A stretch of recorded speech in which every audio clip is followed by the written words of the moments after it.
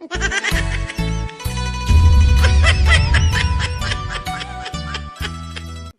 thì mỗi tụ sư phụ bể u bể mình chơi thì tao hành biết chơi chú chỉ hành dù li bể mỗi nếu cả khai bể ô li của tao nhưng nếu chỉ cả cái bể rồi giờ ta xin mua áo tụ tụ cho thầy kể lại chỉ biết tao cái thứ mà bể lắm bị dây rồi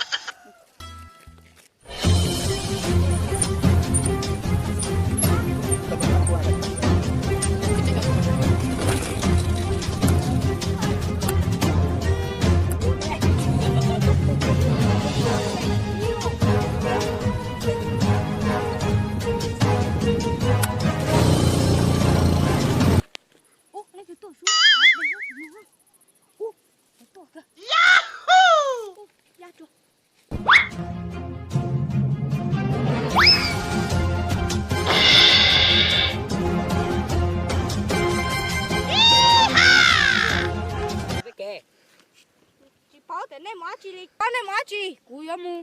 cầu chỉ tao phải đi xí phút về giờ này mà chỉ bây giờ mua búp bể giờ nó tông xanh bây giờ mua hai con nó khác chú chi đâu bé giờ này sao mu này chủ la cái đâu cũ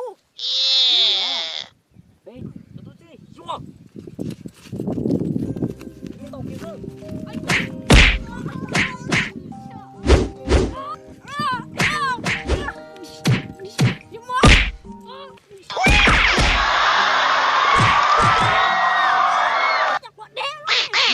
kìa chứ mua mu mu oh no sao chưa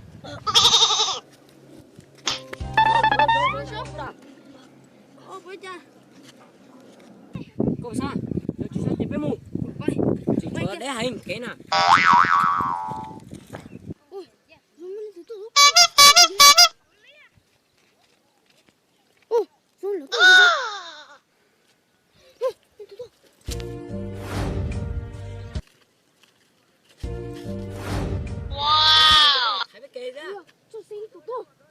Yo có sama bro.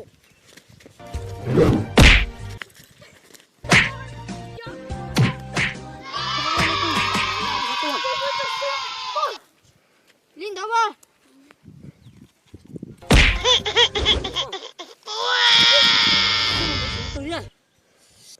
Wah, chào, quá tụt tung cái một tán này một tiểu, chả chỉ bỏ lo đi, nhát tới lên nhát lò ra.